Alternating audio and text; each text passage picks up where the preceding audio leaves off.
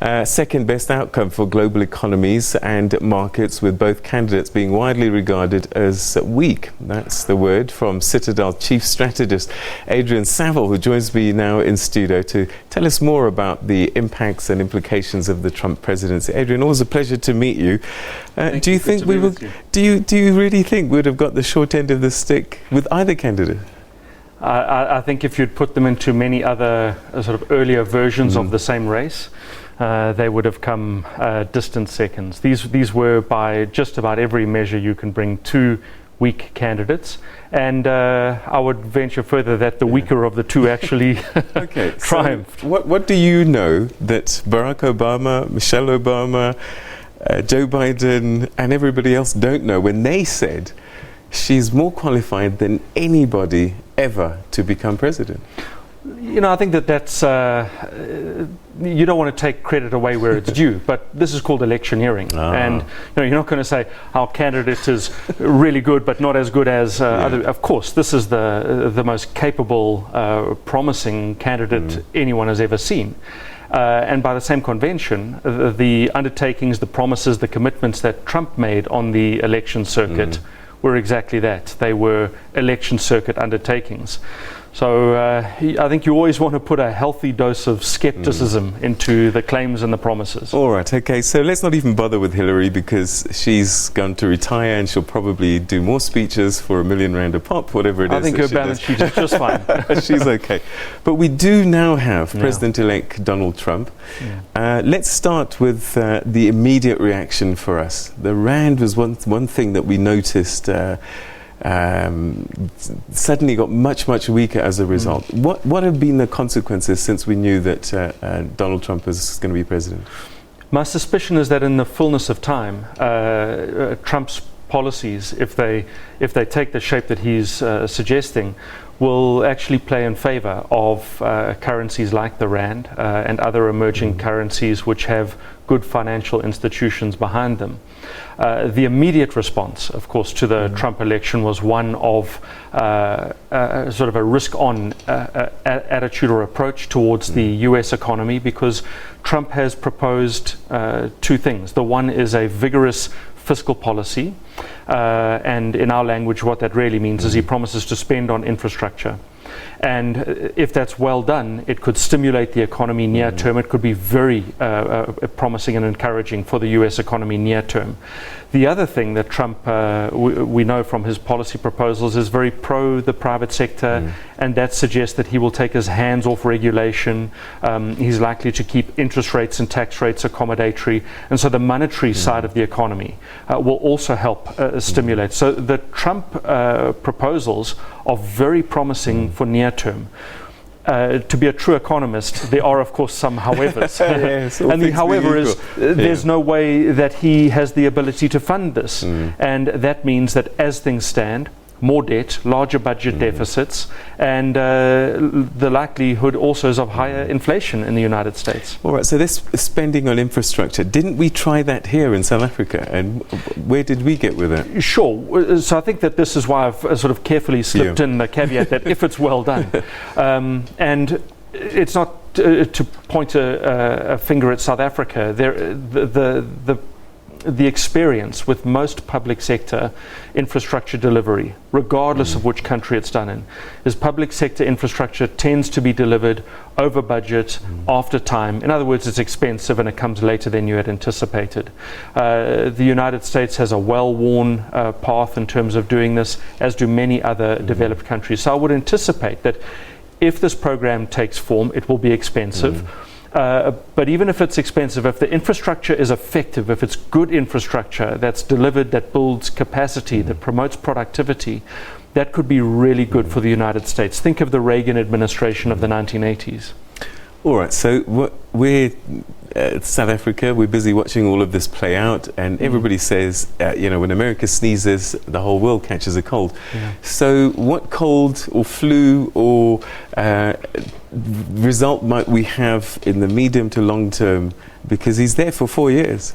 Yeah, so you say medium to long term. Near term, there could actually be some tailwinds, and that comes in the form of improved commodity prices, because commodities are an important input into infrastructure.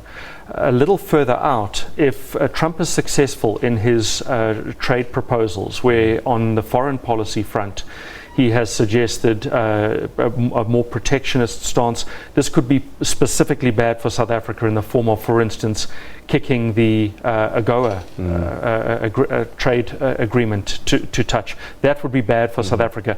AGOA has been responsible for promoting tens of thousands of jobs in South Africa over the last 15 years. All right, it's a good gig for us, but it's not as if it was bad for America. So he would have advisors around him. Barack Obama yesterday was saying, when this guy gets in at the White House, this job has a way of, giving you a wake-up call. So it's quite likely that maybe many of his promises and ambitions are going to have to be pulled back. Absolutely. And that's good for us. I think that point is on the money, because there is this sort of there is this experience that we had last Wednesday morning where almost in an instant Trump transformed from a demagogue to a statesman, and he delivered that 15-minute victory speech that was remarkable in its stature and in its perspective. In the transition that he goes through now, he has to appoint this transition committee which will reshape the West Wing of the White House, and that's, I think you're absolutely right. We have to pay particular attention to who he appoints, what the form and shape of that is.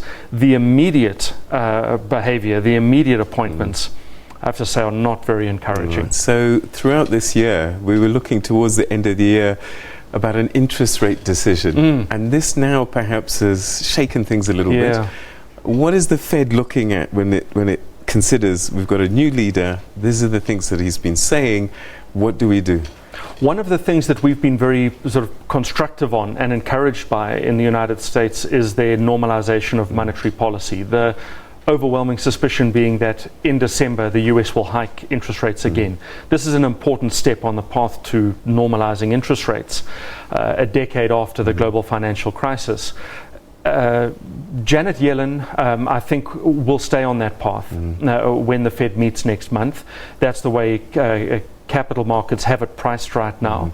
However, the bigger question is whether Janet Yellen survives. Right. And my suspicion is that Yellen will step down before her term ends in 2018. And what would that mean then? Well, what it means then is Trump then has a firm hand on both the domestic policy levers.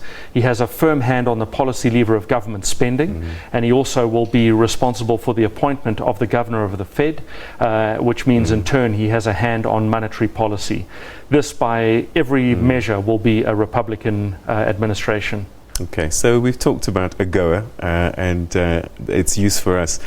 What about trade in general? Is that picture going to change, or is it going to be business as usual, certainly in the short term? So what Trump has spoken about is the North Atlantic Free Trade Agreement, NAFTA. There was also a Pacific and a transatlantic proposal that were on the table. The Atlantic and Pacific proposals are off the table. It's bad for Europe, it's bad for Asia, I think it's bad for world growth. Not that trade and the free movement of goods and services is unambiguously good, but overwhelmingly, where people and goods and capital are able to get across borders in relatively frictionless ways, that tends to be good for employment, good for income equality, good for economic growth. The Atlantic and Pacific arrangements are dead and buried. And North Atlantic, his suggestion is that he wants to renegotiate this. I'm not entirely sure what he wants to renegotiate, but it is within his discretion as well, when he becomes President of the United States, to kill that agreement. He has the right to veto the agreement. Right. And that would be, I think, a net negative prospect for world economic growth and for the United States. So he wears two hats. On the one hand, his kids are going to be running his multi-billion-dollar empire. He campaigned on this thing, we're going to clean things up, we're going to drain the swamp. But the reality is... I love your American accent. he's a businessman first. So business, should it be worried? Because a lot of the vote was about pushing back against business and the establishment. Should business be worried? in the very immediate term, business is likely to get relief in the form of more liberal government spending, easier interest rates, lower tax rates. That's also on the table. But if you think about the sanity, the sobriety of the Trump policies, I think in the fullness of time, they're going to work against sustained economic growth. They're going to work against inclusion. My suspicion is that 3-4 years out, we're talking about North America that is growing slower than we had expected, that is suffering under higher inflation, and whose income inequality has become more stretched. That's bad for business. Okay. All right. We've run out of time, but very quickly, China is the other part of this equation. They've been very neutral about who they wanted to win, but Donald Trump has kind of not hidden his affections or disaffections towards China.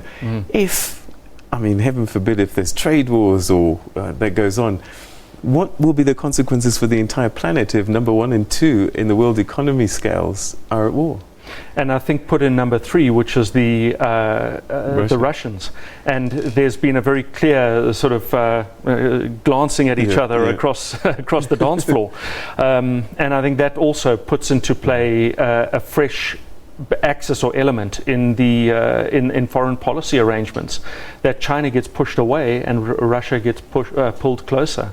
I think we're in for fascinating times under the Trump presidency. All right. Well, let's watch this space. Adrian, thank you very much indeed for your insights this evening. Let's see what happens. Thank you. All right.